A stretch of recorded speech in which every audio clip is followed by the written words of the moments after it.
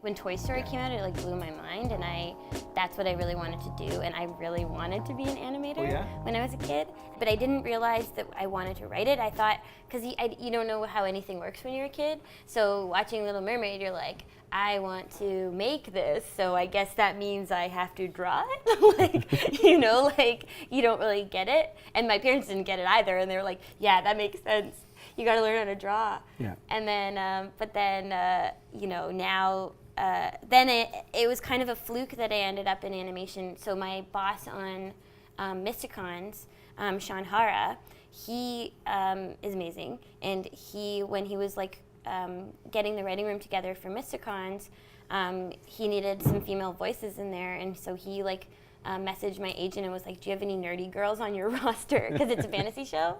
Right. And they were like, yeah, we got one. And then so I got one perfect for you. And then so I had a meeting with Sean and then got hired to write on that show, and that was my first gig in animation. And I was like, yeah, I just like loved it. So for those who don't know, what's the show about? It's about, it started off being about 4 teenage boys that get superpowers and defend this like ancient book called the Codex that they get their powers from, and this evil wizard wants the book. And then it was like all going with Nickelodeon, but then they wanted to change it to all female. Yeah. So then Sean had to completely like reconceptualize it with the director Matt Ferguson, and they together they came up with the new concept, and so the show was like good to go. Yeah, I think so. I think so. I think it was like pretty like a sure thing. Yeah. And then they had like 13 scripts written and stuff.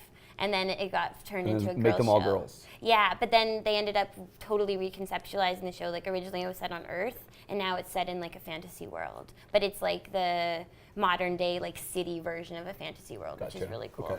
Okay. And so so now it's about 4 girls that get these powers, and they fight wizards, and it's an action show, and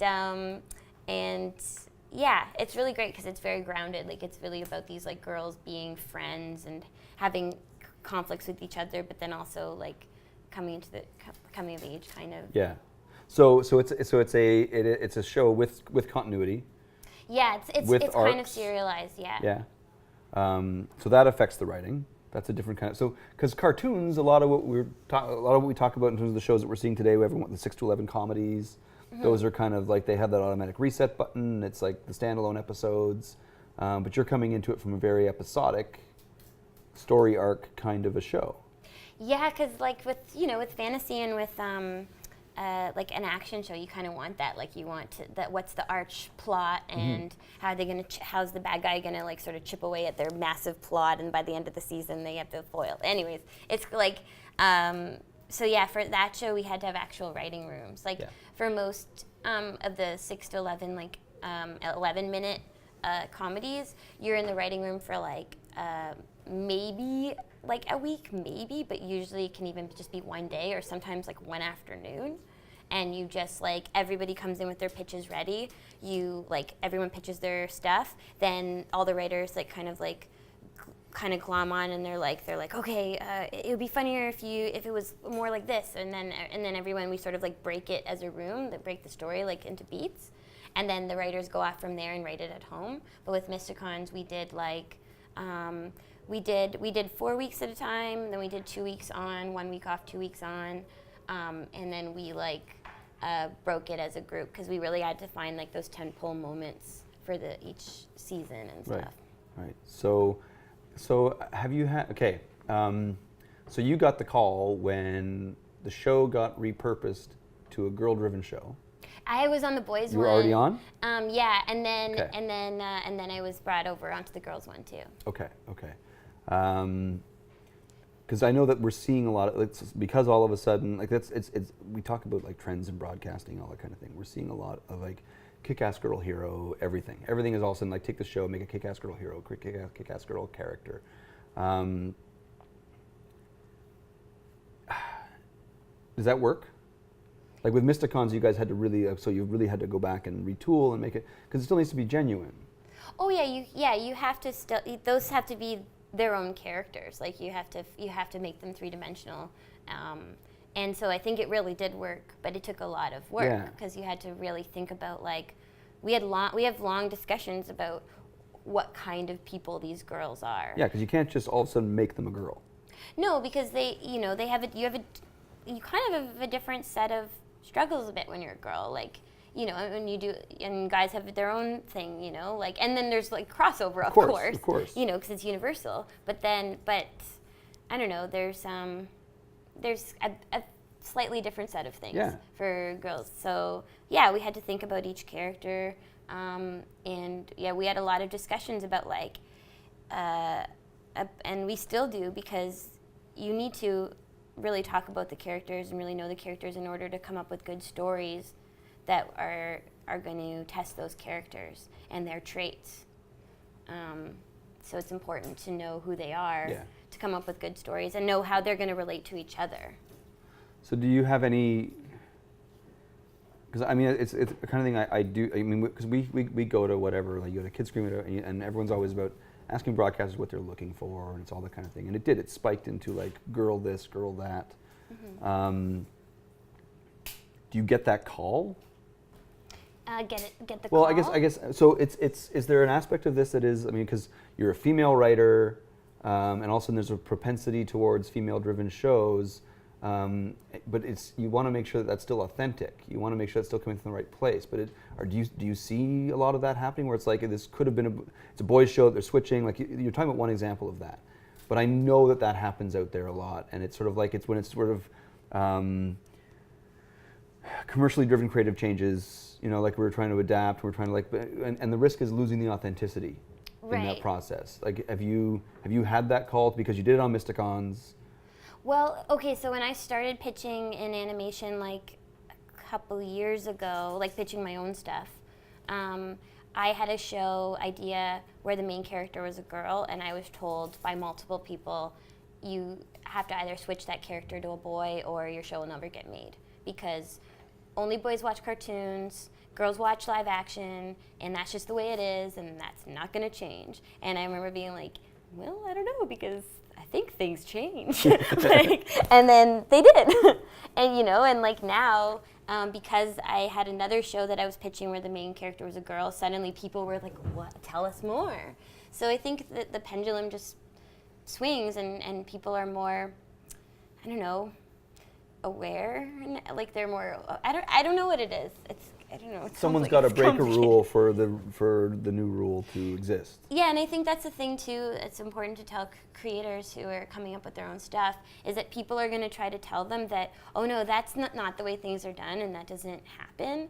And I would say that, like, you know, don't listen to that, because if you have a really good idea, people are going to listen. If you have a really good idea and you have the skill to back it up, people are going to listen. Yeah, build a resume so you're credible when you walk in the door. Yeah, exactly. That's a big part of it. And then speak from the heart and be passionate about your idea and stand up for it. Like, if you can, like, don't change your character to another gender if you don't want to. If it's important to you and it means something to your project, then make it how it is, because things change, and yeah, nothing's set in stone. So that's a challenging. Okay, there are a lot of creators out there who, I mean, so So let me think about the way to say this. You want to have the strength of will to stand behind your good idea. Like, if you've got your cool project, and someone says, yeah, but if only this were a boy, that'd be great, and you didn't change it.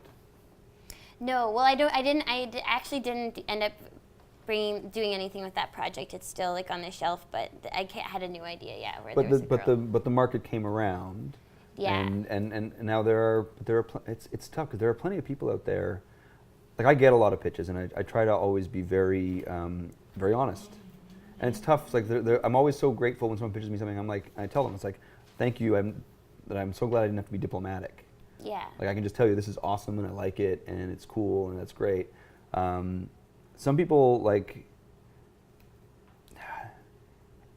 sometimes some people make shitty things, and they have a ton of pride and they like the difference between how do you recognize I have a good idea, I don't want to change it, the market will come around, but you could be waiting forever for the market to come around.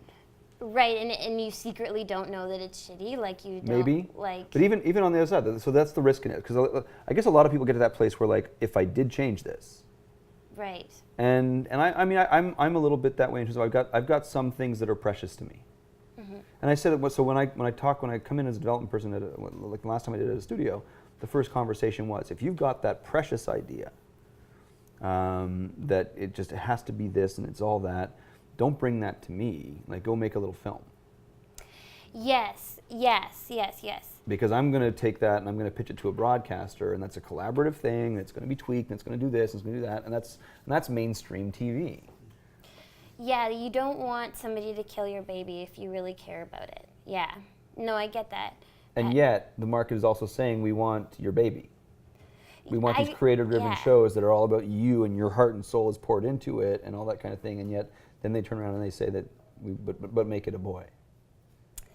Yeah, I would say if you can't stand the idea of somebody mangling your baby, if you get the sense that that's what's going to happen, then yeah, like you said, either use it for your portfolio, or make it a short form version of it that you can put out yourself, and it'll only help you to have that there, like to be able to show that to people, but yeah, you have to ask yourself like what you're comfortable with. So how pliable are you going into a situation with some of these ideas? You just have to, I guess, think of your limitations. Like earlier, your where you draw the line. Like I have a show that's in development right now with Blue Ant, and it's I was telling you about it last night. It's called Crud, or The Adventures of Crud, and it's about an orc who wants to be a knight. And it's a big sticking point for me that he's gay. And when I was pitching that initially, a lot of production companies were a bit nervous about that because, you know, he's a kid. He's like 12-ish. Like I don't know if we'd ever say exactly how old he is, but he's like a kid guy, orc. And it's not like that was the biggest part of the show. Like it's an adventure show about a kid and his friends and him wanting to be a knight and going against the orcs who are all like, rah, we like to smash, and he's like, I'm not into smashing so much. I want to be a hero. And so like that was a big sticking point for me, and it made people nervous, I think. But then I was just like, you know what, guys, I think you're a fool if you think this isn't going to change. Like, I think we can all tell that it's going to change. So I don't see the reason not to do this, and it seems like a hideous double standard that, like, we can have all these kids be like, oh, I have a crush on this boy or this girl, and, like, they're, like, holding hands as, like, you know, heterosexual children, but you can't have a kid. Like, you can't have this little male character have a crush on another male character. Like, they're not going to make out, they're kids, but, like, you know, like, it seems like a weird thing to not be able to show that. Well, and it's kind of creating a mountain out of a molehill in that respect. Like, yeah. Why make it an issue? Yeah, because it's still like an adventure show. It's not like, anyways. But you got resistance on that? I got resistance on it, and then I brought it to Blue Ant, and I was like, I don't care. Yeah, that sounds fine to me. Nice. So, like, luckily but then we'll see like what happens when I'm pitching it to broadcasters. Yeah. But I do feel like, you know, regardless of what happens with that particular project, like, that is a thing that's going to change. And I bet you anything, 2 years from now, and I know this will happen and I'm excited for it, broadcasters are going to turn to gay creators and be like, hey, do you have any shows for us? Got any gay shows? Yeah, I bet you $1 million that's going to happen. Yeah. I won't take that bet. And it should happen. Take my bet. No, I don't. Pay me $1 million. I don't have $1 million. I'm not taking that bet. But it is. It's because we see so much of it is chasing trends, and so much of it is chasing these things, and yet somewhere along the line, someone has to just do it. And I mean, and these risks are not huge. Like having a character having a gay character, having a character that happens to be gay. Yeah. How risky really is that? I don't think it's risky. I think they think it's risky for international sales. I think that's what it comes Okay. down to. And they also don't like want to get letters from crazy people being like, I'm mad about this. And they're just trying to avoid trouble. Yeah, I mean, we're talking about a populist medium, and it's tricky that way. But it's Because they nice. have to sell ad space, Yeah. and that's where things get complicated for them. And I can appreciate that, but it's also like, somebody's got to change That's things. it. I mean, like, and those are the, it's what's happening. Those are their realities, and that's how we get paid, and it's all that kind of stuff. But it's nice that you're in a position where you've found an opening to be able to do that. And but what you're describing is you had your line with that project. So I wouldn't want to compromise. Yeah, you know your hard lines. Yeah. If they were then like, okay, we like the show, but we want to change it from half hour, which it is, to 11 minute, then I'd be like, okay, yeah, I could figure that out. Yeah. You know, so there are some lines that Yeah, it doesn't break the idea. It just Yeah. changes your approach to the writing of it. Mm-hmm. Okay. So yeah, I guess all in all, I'd say like just know your limits with your idea, and don't think you have all the answers either, and like be willing. Like some of the best people I've worked with are like, even if they ultimately don't come around to your idea, they really think about it first. So be that person that like really thinks about somebody who has a suggestion. Like really consider that suggestion before you say no. Sleep on it. Yeah. Yeah. Well, I think in anything I think we all have those. Never fire off an email Oh God, no. in the moment. Save it in drafts. And then I bet, you won't want to send it tomorrow. Yeah, I've had a couple of those lately. Yeah. So you've been navigating this thing through to writing on other people's shows to now pitching your own. You're developing Crud, but not with a broadcaster. I mean, Blue Ant does broadcast, but you're not that. But they're your producer. Yeah. Yeah, and that will be getting pitched around. Have you got anything else on the go? And then I have this show called Sprinkle and the Sweet Sugar Magics. That's with Teletoon and Radical Sheep.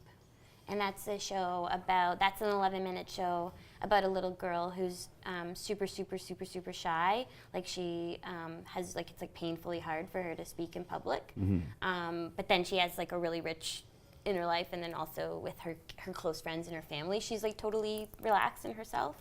And then she meets this donut from outer space, who's from a planet where they're actually aliens, but they just happen to look like donuts. Gotcha. And that's actually where we get our idea for donuts on Earth, is actually from this like ancient alien, like them coming to Earth. Right. Anyways, so They just look so tasty.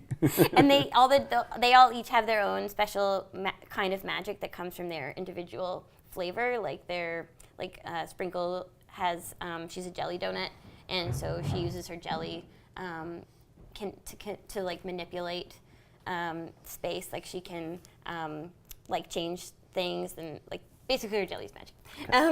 Anyways, so Kara and Sprinkle become really close friends, and Kara's helping Sprinkle learn about Earth because she's trying to pass her space explorer's exam. Okay. And then Sprinkle is inadvertently helping Kara break out of her shell because she like gets Kara into crazy situations. Gotcha. And Kara has to like be herself on the outside to get through it.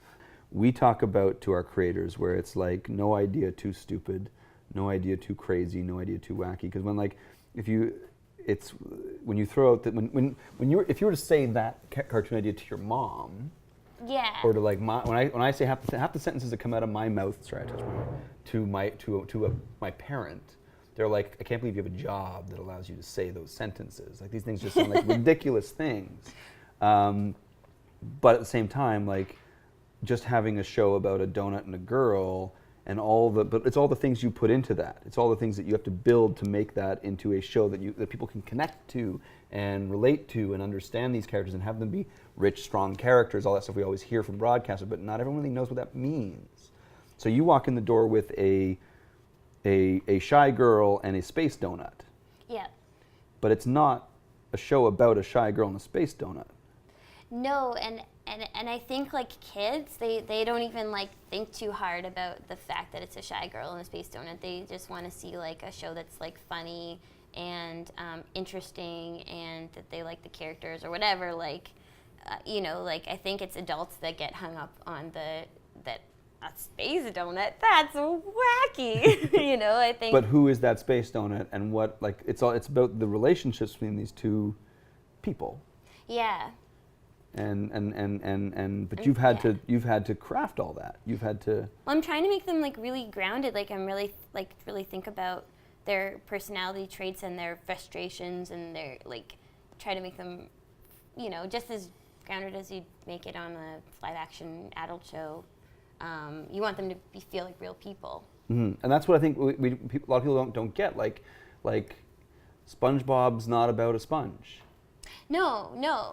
No, he's like this, like, yeah, like, I love, like, SpongeBob as a person. Like, if he was a person, you'd want to be his friend, because he's, like, really generous, he's really thoughtful, he's hardworking. There are some things that annoy him, though, like, he's not perfect. And like, yeah, like, you know how they're going to react and, like, what they're going to do, because they're so, like, well, like, crafted. And that's also the part of watching a show too, is when you see a really well crafted character, you're like, uh-oh, I know what they're gonna do. Like, they're gonna put their foot in the mouth, or they're gonna screw this situation up, as they always do. And because you know them well enough, hopefully that time you do, and you know them well enough. But but they also have to be that well considered that you can get to know them that well. Yeah, because if they're just sort of like a husk of a character, I don't even know how you'd write that. It would be really hard to find stories for that if you didn't know how they'd react in a situation, or like what they care about. It would be almost impossible to write for that. So where do you go for that? Like so in your process, you've got this idea about where does it start? Does it start with a shy girl and a donut? It started for me. It started for me with the donut, because I just, like, I don't know, it just popped into my head. Like, I could just see the character. And then I was like, who would I pair this really extroverted, crazy donut that can fly with? And then I was thinking of, like, I used to be a camp counselor, and I had a camper who was, like, so shy that she, like, couldn't speak out loud. Like, she'd have to just, like, whisper things to me, and I was like, I want to see a show about that girl, like that kid, because those kids exist. Like, you know, I know lots of super shy kids that, like, you know, they'll like hide and they won't talk, or they'll look at the ground, and it's like, what's going on with them? Because they're like, you know, they're just as silly and fun as any other kid, but they just get really, like, clam up. And it is that thing, like, when they're with their friends, they're a different personality. It all comes out when they're in their safe place. Yeah. Exactly. So I thought it'd be interesting to see a show about that kid, because I feel like a lot of shows you see are about, this kid is like, look, they leap before they look, or whatever character. So I thought it might be fun to see, like, a main character that's kind of like a bit more like, I don't know about this. Your process on that, you start the donut, because it's not just about a donut and a girl. And how do you make a rich? Because we see a lot of those things. We see a lot of just this flat idea that's a wacky character, and that's where we're trying to start with people. Really, honestly, with what we do is, like, just send us your idea for a character, because that's the cartoonists out there. It's usually just a drawing of something funny. They think it's a cool idea for a character, and then we try to help them think it through. So you're coming from a similar place in that you had this cool idea for a donut character, and then you think it through, and you were successful in thinking it through to the point where you could communicate something that felt like a show to someone. So it's kind of unlocking that process a little bit is what we're trying to do.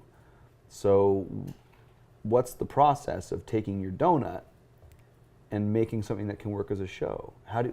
What are the questions you ask yourself about those characters? How do you unlock a character? I know it's not a simple question. I know it's not. No, but the main things you want to know are where they come from, what they want, what they need emotionally or deep down. So describe that, want and need. What's the difference? What you want is just outwardly what your main goal is. Like, I want to be on SNL.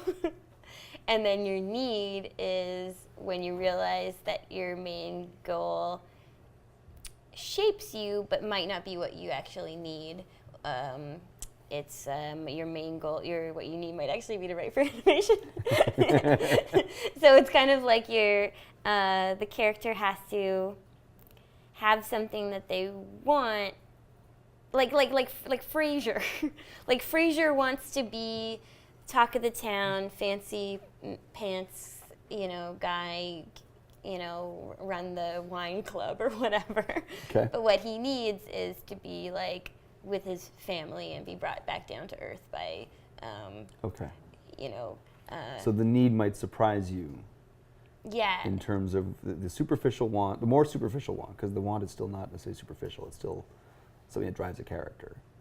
Yeah. But the need is the deeper, what gives them real satisfaction and a sense of self and love. Yeah. You know what? This is like, this is actually what I learned in Ryerson. It's like there's three things for a character: their attitude, their want, and their dramatic need.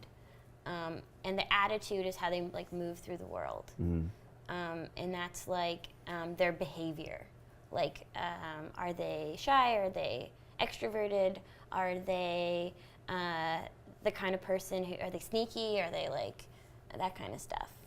And then also just their background, like who they are, who they're friends with, what do they do for a living, what do they, that kind of stuff. It's like the wallpaper. Yeah, exactly. Yeah. And then from there, so give me that attitude. Attitude, want, and dramatic need. Dramatic need. And the dramatic need is what they truly need. Right. And they probably aren't aware of it. Gotcha. So, so you literally like you approach each character with that. Yeah, I still use like the rubric I used in school. Yeah. Yeah, it really helped me. Because sometimes you lose track of that, especially if you get bogged down in like, oh, it's this character and he's got this power and he can shoot lasers out of his eyes. And then you're like, okay, so I got a guy that shoots lasers out of his eyes. What's so interesting about that guy?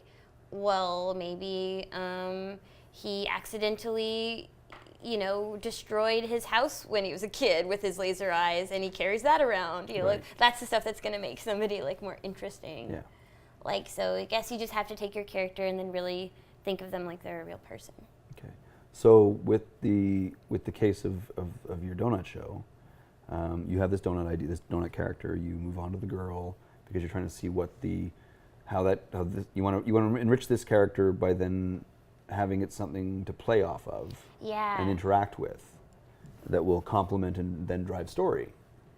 Yeah, exactly. You need those like people to pair them with. Yeah, your characters all have to have a reason that they're on your show. They have to have a reason why you chose them. Like, why are they together? And that'll help you avoid also having like characters that are too much the same. Like if you already have your snarky, wisecracking, like observer character, you don't need like two of those. Okay.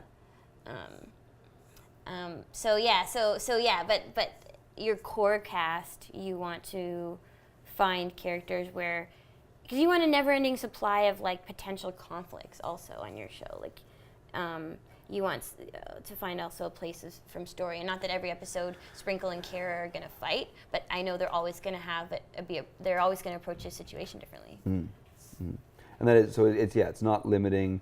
So we see a lot of, so I see a lot of things that are, someone brings me a pitch for a show that to me sounds like a good idea for an episode. That kind of thing.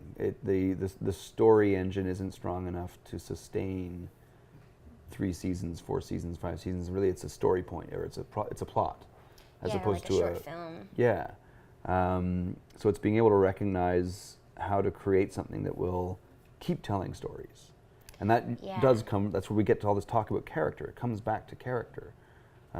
We use it in here a lot. If you've figured out your characters well, then you should be able to put an episode could be them eating breakfast. Yeah, and I think they showed that that's possible on like Community. Remember there's like an episode where they're just in the room the whole time talking about who stole a pen, and I thought that was like really telling, because that's a lot of people's like favorite episode. Yeah. And they're not doing anything. Yeah, and that's well developed characters that you you as a viewer have certain expectations of them. So you need some reward as a viewer to have those expectations met to a certain degree, because you like the familiarity of them. You want, at the same time, you also want them to reveal, as you know, over the course of the episode. Otherwise, it's too easy if they're not revealing as well in the episode. Yeah, yeah. So let's go through the chronology then. You've got this. You've been thinking this through. You're working this up. What sort of materials do you put together when you're doing that? Like, what do you present? How do you pitch? What do you do with a show like that when you've got this idea? First, I just on my own, and nobody ever sees this document, is I just write everything, like about the world, what it looks like, what it feels like is a big thing. Like, what does a world feel like for a girl that's like really shy?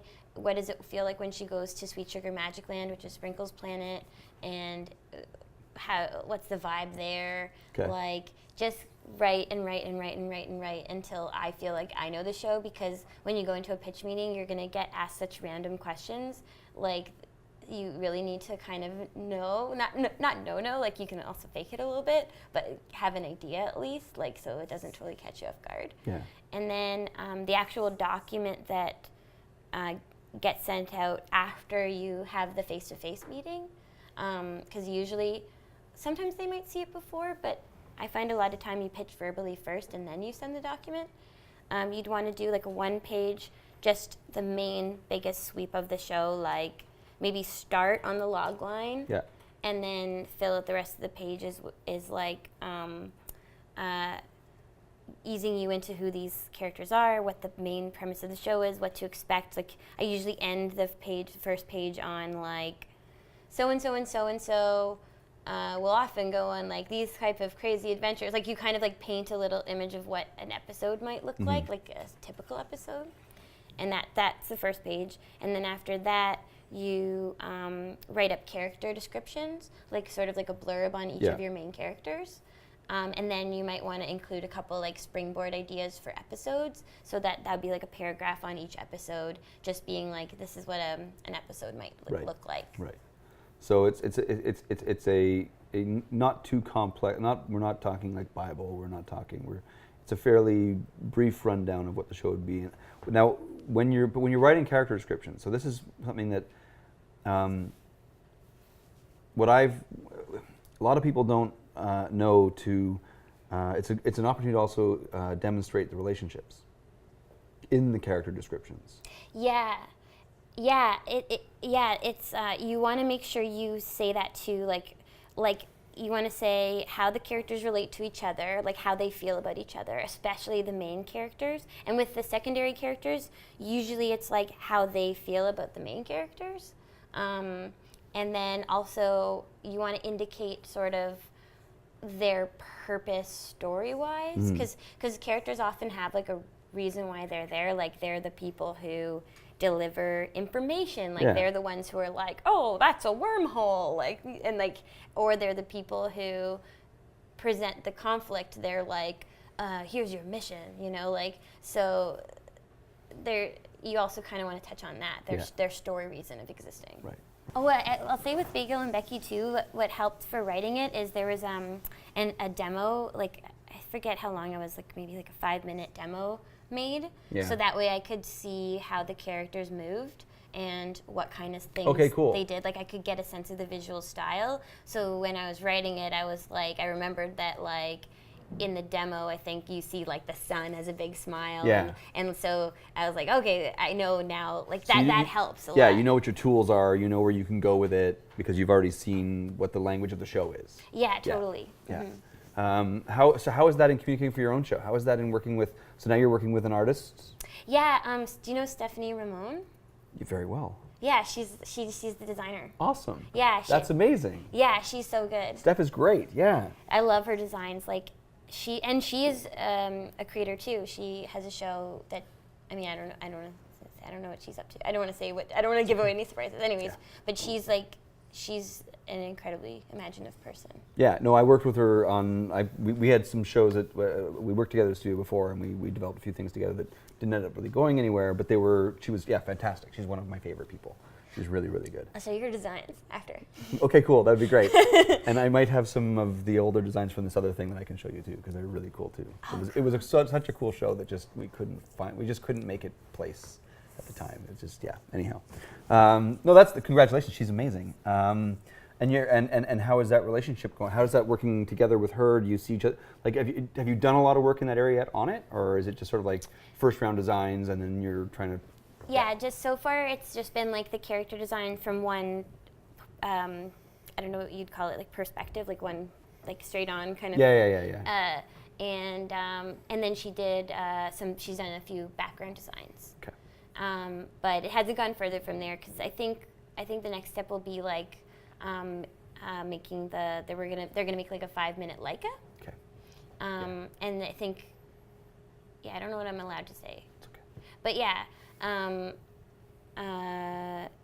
it's funny. I wish we spoke more, but I also it also hasn't been necessary. Yeah, because you will when the time comes, right? Yeah, and she's like the way she's been imagining it and doing it has been so. Like she did the character, the design for the mom was not how I pictured the mom, but I was like, whoa, like she looks so cool. Like so I trust Steph. Yeah, that's awesome. That's very cool. No, you're in good hands. She's fantastic. So you've got this document, you've got this idea, and where do you go? Now you have people you know already. You're at a point in your career where you've written that kind of thing. But like, what puts you in? Where do you pitch it? Well, I guess think about do some research on your favorite shows and what production companies make them, because they'll probably have similar sensibilities as you if those are your favorite shows. And like for me, like the reason I pitched a Radical Sheep is because I worked on this other show called the Bagel and Becky Show, right. And I loved writing on that show. Like it's so funny, it was so free. You didn't get a lot of notes, which is great for a writer, and I'm sure it's great for an animator too, having that kind of freedom. But yeah, I just really admired that show, and I loved the character designs. I loved that it didn't look like anything else. Yeah. And it so I was like, oh, they'll take a chance on cool art. So I just had good vibes, and I was like, so I trusted them, and that's why I brought my show to them. Yeah. Is that the first place you went? Yes. Yeah, I pitched it at a few other places that I was like, it was a tough decision because there were some other places that were interested, and I also liked their work too. I also really trusted Michelle too, yeah. And I worked. And it's funny with that show, I actually brought it to Teletoon first. I had a meeting with Athena, and then she was interested, and then she was kind of like, you should look into getting on joining forces with a production company, and then that's when I went to the production company. Yeah. So now you're in the Boat Rocker family. Yeah, which is great. I really like the shows they make a lot. No, Michelle's great. I mean, it's. Were you at all aware of Dave before you got the gig writing on the show? Before I saw his work. Before you saw before you got involved in the show in Bagel and Becky? No, Dave Cooper? Yeah. No, I didn't know about him, and then I was blown away by the art. Yeah. It was so cool. It reminded me of almost like Ren and Stimpy. It was like an old, there was something old timey about his art. Yeah, and utterly unique at the same time. Yeah. Yeah. Okay. That was so cool. So, can I ask you? So the script you wrote for Bagel and Becky, you wrote 1, 2, how many? I think I wrote 6 for that show. Have you seen the episodes? I haven't seen them with full music yet. Okay. I've seen them before the sound and the music was put in, so that'll make it. How true is the final episode to what you wrote? Pretty close. Yeah? Yeah, I'd say people take things and run with it, and they add their own visual jokes. I'm sure the board artists were oh, we could do this and change this around, and so there's always surprises, and they're oh, cool, neat. And then but yeah, pretty close. Yeah? Yeah. Cool. What's been your relationship with voice performance? Seeing something you write come to life, what do you see the value of voice performance? I mean, it's you're not there yet with have you done anything with Crud yet where you've seen? No, we haven't made anything like yet. Right, so you're not there yet with your own creations. With Sprinkle, we're like starting to cast for the demo. Because we talk a little bit about like the value of that, for voice actor, but also, I mean, we talk about it on the technical side, good quality audio is important for what we're doing. But voice acting is a tricky one. It is. I mean, I've done a little bit of it myself, and it's really hard to make it sound, like to make it come off the page when you can't use your face. No one can see you, so you have to put all the emotion and expression into just your voice, which is really hard.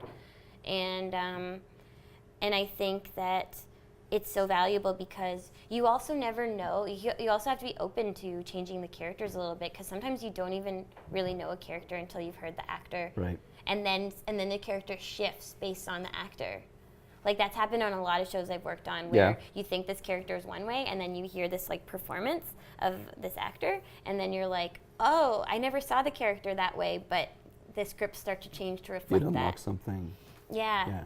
Like, cause it's a creative process. Like it's a collaboration, and they're also a creative person, so they're gonna bring something interesting to it too. Well, it's nice to keep. It's because I certainly. I mean, some projects don't leave that kind of room. Well, it's easier to write once you hear the voice. I think that's why a lot of shows tend to get stronger as they go, because it's easier to write once you hear that character's voice in your head. Like, I made a web series a few years ago, and I had the character one way in my head when I wrote the first few scripts, and then after casting, like suddenly it like unlocked the project. Like it was so much easier, quicker to write, and I had this wealth of like jokes that I could go to, knowing that the actor could do that. Like that was in her wheelhouse. So, yeah, I think casting is really important. Cool. And I guess another thing we can touch on is, in terms of your creative process, in terms of your work habits. You say like you said you like the working solitary kind of thing. And as a freelancer, this is because for a lot of people that's an unknown. In animation, it's different in that you end up working in a studio at first. Like usually, your way in is a studio job. But there's this idea of creative lifestyle, freelance lifestyle, being able to manage your time. I used to work out of my apartment, but then I took a little studio space, so it would be quite as close to the TV in the kitchen, because those things proved to be big distractions, and my productivity tripled when I was paying rent on something for myself to go and work at. Yeah. What's the day like for you? How do you manage this stuff? Well, when you have like deadlines, you just have to do it, right? So I like, sometimes I find it hard to get going, and I'll be like, I need a snack, or I need like a nap or whatever. But sometimes you're just you have no option, and the thing is just due, and you just have to get it done. So sometimes if I'm stuck, I'll maybe take a walk. Like I'll be like, oh, I gotta run an errand, and then something will unlock while I'm doing that. Do you have work rituals? Do you have things you do to get yourself into it? No, not really. I like to write at night. I like to write when it's really quiet. I'm not a morning person. I got to a point where like I know how long it's gonna take to write a script, like an 11-minute script. I know that I have to leave myself at least 4 5-hour chunks of time, and I'll feel uncomfortable if I don't have that amount of time. Like, because I like to, or maybe 3 5-hour chunks, it depends. But yeah, like to do act 1, act 2, and then do a polish where, to give myself enough room to tear it all apart if I don't like it, and also to just punch it up. You write at home? I write at home, yeah. I like You're not one of these people sitting in a cafe with headphones on? No, I try that sometimes, but I'm really easily distracted. I listen into other people's conversations. I get it. And also, you spend a lot of money on coffees and snacks because you feel bad. You don't want to just loaf and not buy anything. So then I save a lot of money making coffee at home. Yeah. But yeah, I like to write at home. I mean, some people find it, sometimes I have to make rules where I'm like, I make bargains with myself where I'm like, I'm not allowed to eat lunch until I get to the end of Act 1. Okay. Or I'm not allowed to check my email till I get to the end of Act 1. That's a big or one. something. The internet distraction, because the same tool that you use to write is the tool that you use to distract. Which can be helpful, like if you are a person who, you keep checking like Twitter or something, then it might be good to go to a cafe where there's no Wi-Fi or you just don't know the password, so that you're like, it's like my isolation chamber. Have you got music, no music? Is there anything like that for you? Usually no music, because I'm really easily distracted by like, but lately, because I moved into this new place where sound like really carries in it, now I've been putting on music to drown out the sound of my husband. Okay. Because he also works from home. Okay. So, and he has like meetings with other writers, and so they'll be like working on something, and I'll be like listening in, like, and realize I haven't done any work. So, music though is an interesting one. I can't write to anything with lyrics. See, I need to write to something with lyrics because if there's no lyrics, I'm waiting for the lyrics to come in. Really? My brain is like waiting to hear something somebody sing. The suspense is killing you. Yeah, so I need to write to like, the other day I wrote I like something really gentle, like, you know, like George Harrison, like All Things Pass? Mm-hmm. I write to that a lot. Okay. It's very soothing. So will you go back to the same music over and over again?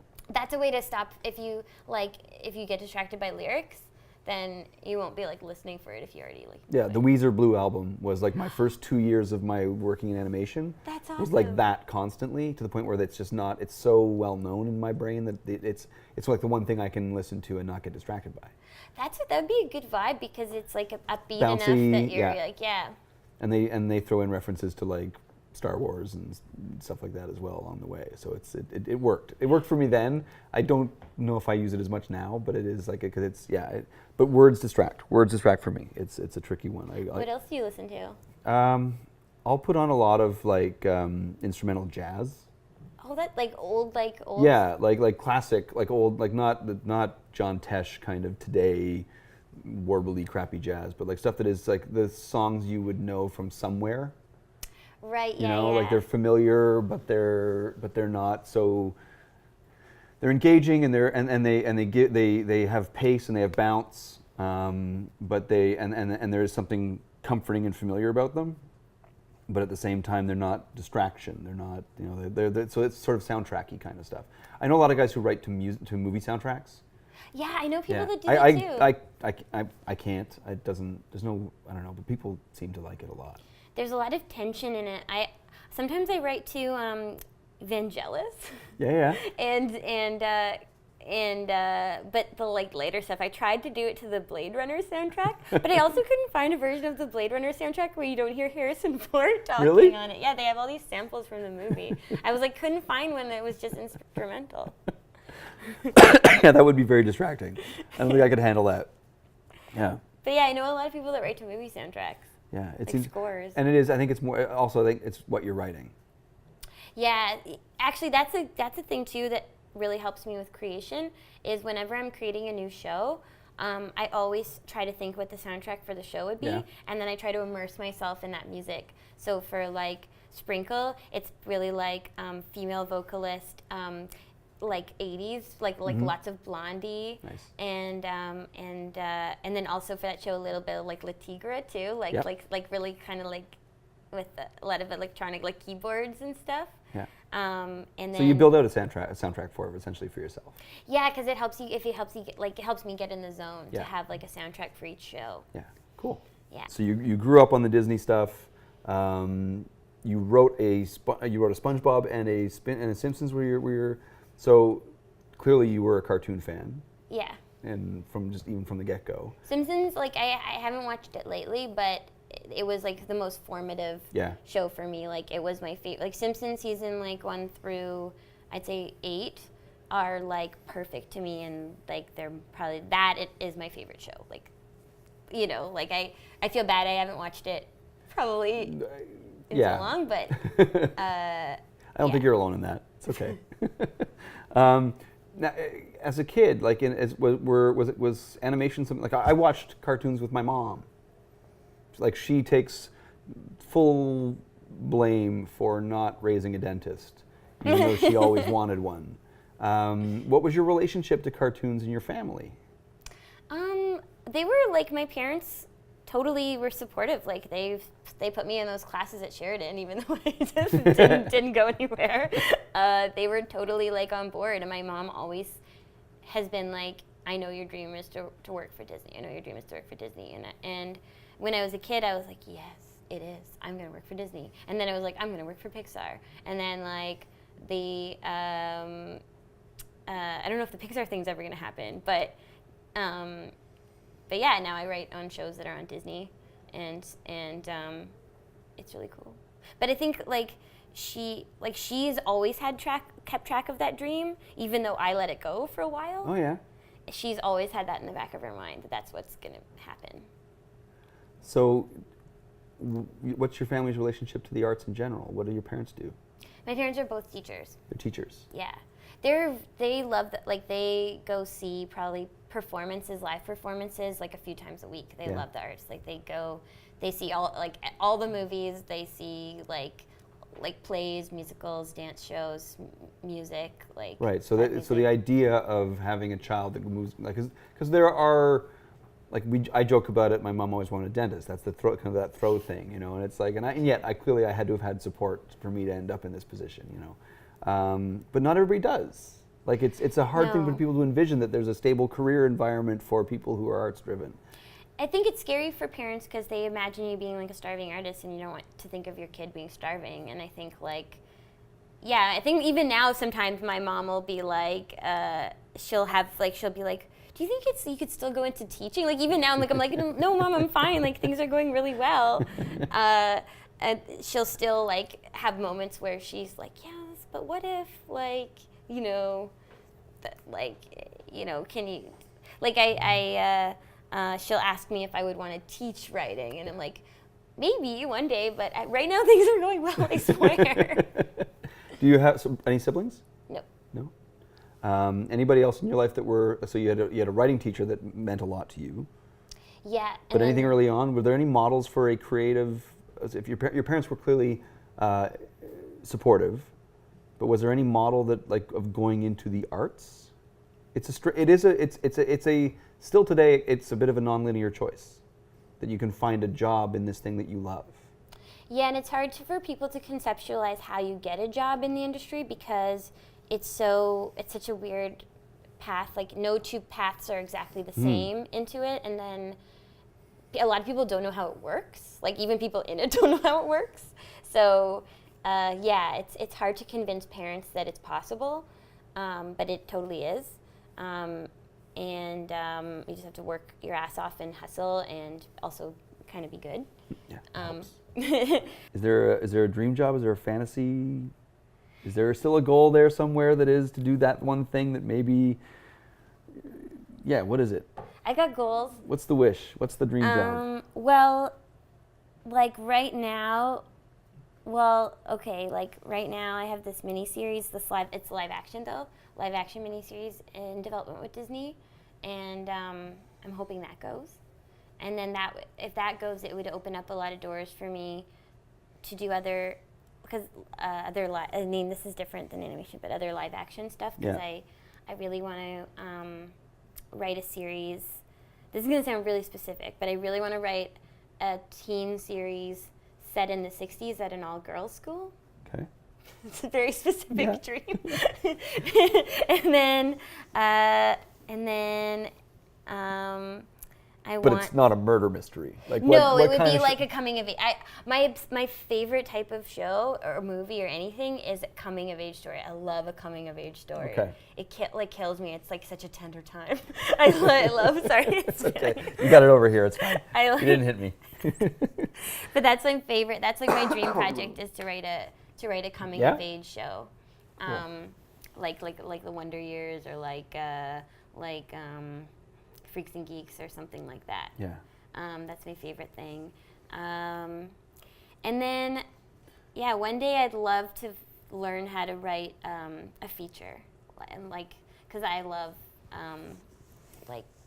the Disney Pixar stuff Yeah. right now. Like I just Like think if the ultimate wish fulfillment kind of gig would be to make a movie, to create a movie, to write a movie that resonated that way for people. yeah, but I think that's like a long way off for me. Like. But I'm not asking what the attainable like. Oh yeah, like or if really it even the is ultimate, possible, like because I can't. Also, I feel like a way into that world would also be being able to draw, and I can't draw, so I don't know. I mean, maybe like a consultant, like a story consultant. Like I'd love to work on a. That's way too managed an idea of what your dream. I'm a very pragmatic, It realistic sounds like person. it. It sounds like it. Yeah. Like if you were to take the lid off of that, what is it? What's the legacy you'd leave behind? That ultimate idea of a. Is it that it's if you were the person who left behind Finding Nemo? Yeah, I mean, I'd like to be the person to leave behind Steven Universe. Yeah. I'd like to be the person to leave behind like the Toy Story series, I really liked Moana.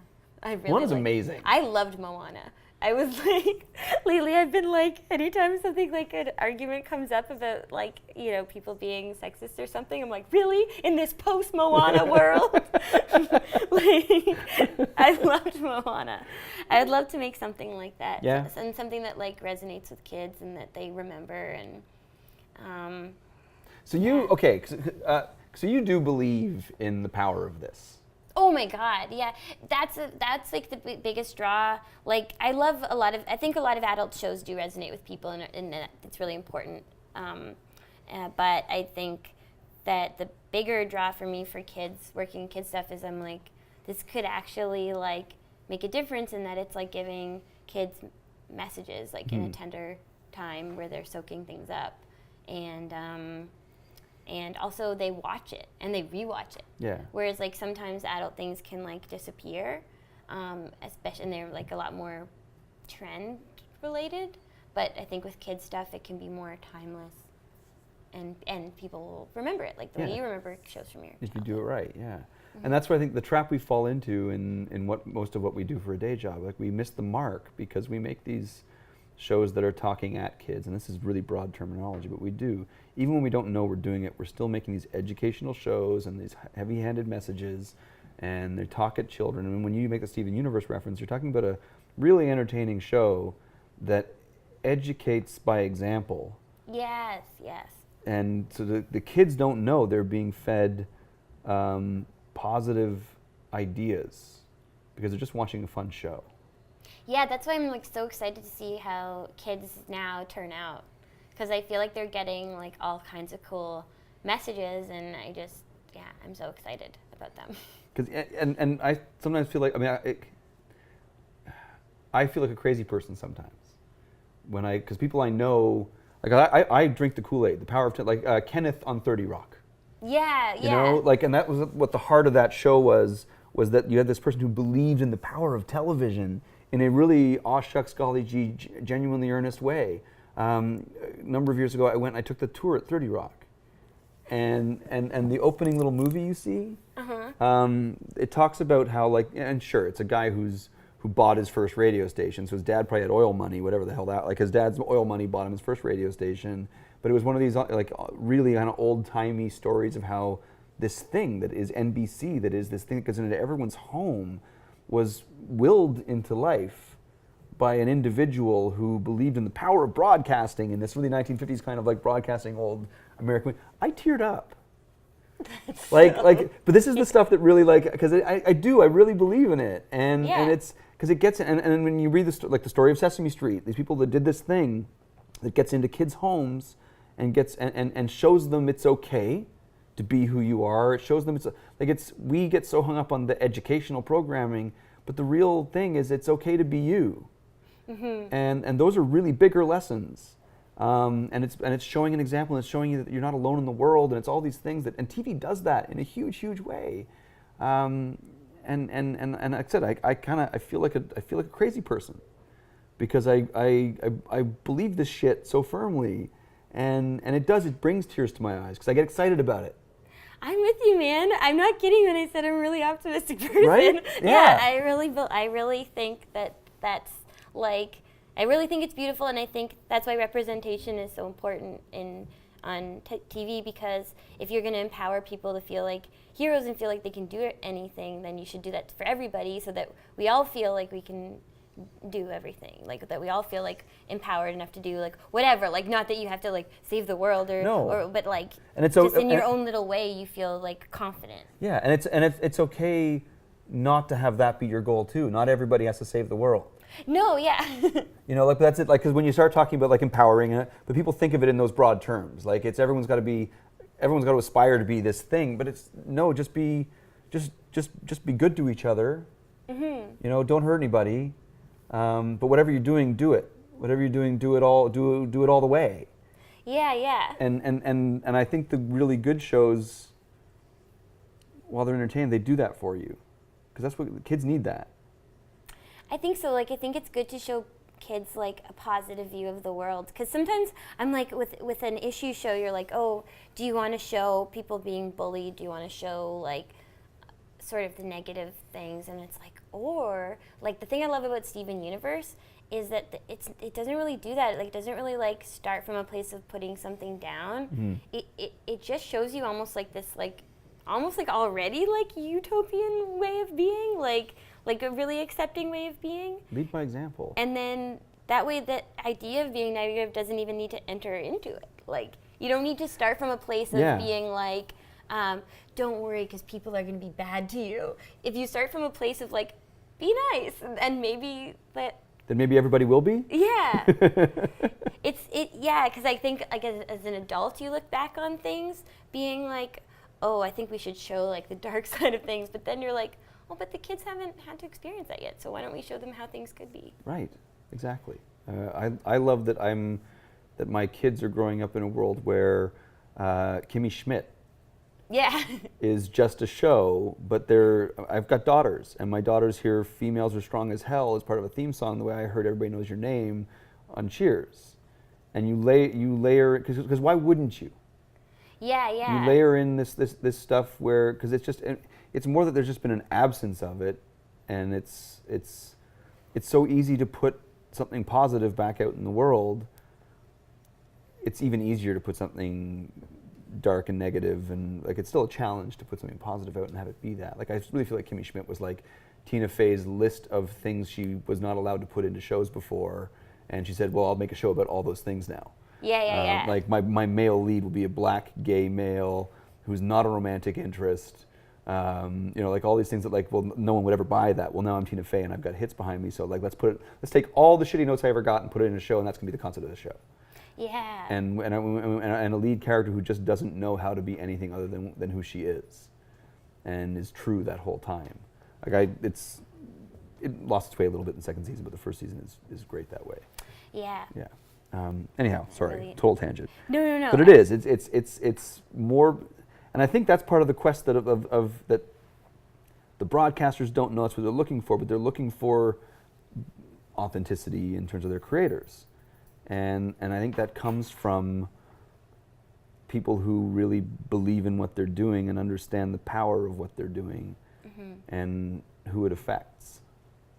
Yeah, I think you as a creator, you really have to care about what you're doing, because otherwise why are you doing it? Like, if you just want to make, if you want to make shows, there's plenty of jobs. You can make shows and you can do your art, and you can like, whether you're a writer or an animator, but if you're going to take that leap and become a creator, it's like you have to be invested in your idea. You have to ask yourself, why this, and think a little bit why now, but I think mostly why this. And that's our note. Right there. That's where we're going to stop. Okay, cool. Thank you. That was awesome.